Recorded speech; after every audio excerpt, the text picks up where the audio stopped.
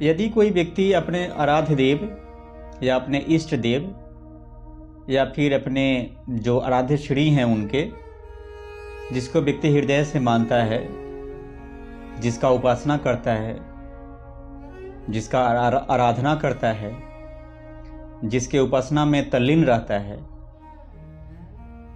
तो यदि उस व्यक्ति के पास कोई कष्ट आता है या फिर कोई विषम परिस्थिति आता है, तो अक्सर आप लोगों को ये कहते सुने होंगे, लोग हमेशा उनको ये कहते हैं कि यदि तुम्हें कोई कष्ट है तो ईश्वर से क्यों नहीं मांग लेते, कि इसका निवारण तो ईश्वर ही करेंगे, कि ईश्वर से मांगो इसका समाधान हो जाएगा। तो मैं वैसे लोगों के लिए मैं बता देना चाहता हूँ, एक छोटा सा प्रसंग है कि स्वामी विवेकानंद काफ़ी गरीब परिवार से आते थे और इतना गरीब कि उनकी माँ 2 दिनों से भूखी थी। उनकी माँ 2 दिनों से कुछ नहीं खाई थी। तब उस समय विवेकानंद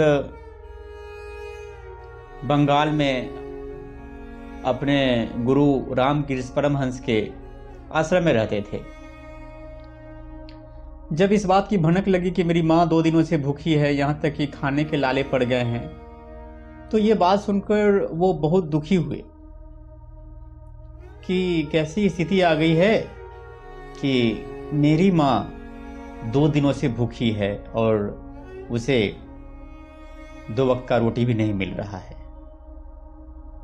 जब इन सब चीज़ों से व्याकुल होकर वो अपने गुरु रामकृष्ण परमहंस के पास गए और उनसे उन्होंने कहा कि मेरी माँ भूखी है, वो 2 दिनों से कुछ नहीं खाई है और मैं यहाँ बहुत सारा पकवान खा रहा हूँ, कि मैं क्या करूँ।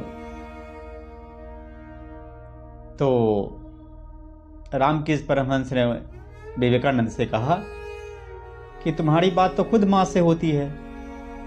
माँ का पर्याय काली माँ है, जिनका वो उपासना करते थे और जिनका खुद स्वयं रामकृष्ण परमहंस भी बहुत बड़े उपासक थे।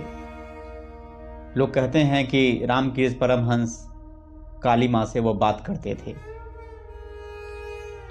तो रामकृष्ण परमहंस कहे कि जाओ उनको कहो, वो तो पूरे जगत की जननी है, हृदय निवासिनी है, कनकन वासिनी है, कि जाओ उनसे ही मांग लो। जाओ उनको कहना मुझे जो कह रहे हो कि तुम्हारी भी बात तो सुनती ही है, तुम खुद जाकर उनको बोलो। तो जब कल होकर जब प्रार्थना का टाइम आया, जब उपासना का समय हुआ, तो ये पहले से सोच कर गए कि जा रहे हैं माँ के लिए माँ से कुछ बात करेंगे। ये जैसे ही आराधना स्थल पे गए, मंदिर में प्रवेश किए, ये भूल गए कि इनकी क्या समस्या है। फिर वो माँ की पूजा करने लगे, माँ की पूजा में वो तल्लीन हो गए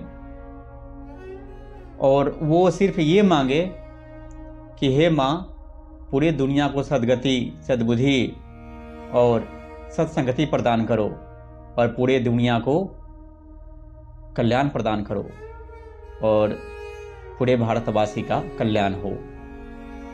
मतलब इससे क्या समझा आपने? व्यक्ति वो खुद के लिए मांगने गया था, लेकिन यहाँ वो पूरे भारत के लिए मांग लिए। तो आज यही स्थिति प्रत्येक सच्चे भक्तों की है। वो अपने लिए कुछ नहीं मांगते, वो हमेशा दूसरों के लिए ईश्वर से मांगते हैं या फिर किसी से इबादत करते हैं या किसी से प्रार्थना करते हैं। व्यक्ति स्वयं के स्वार्थ के लिए न पूजा करता है, न आराधना करता है, न उपासना करता है। वो हमेशा दूसरों के सुख शांति ही मांगते हैं।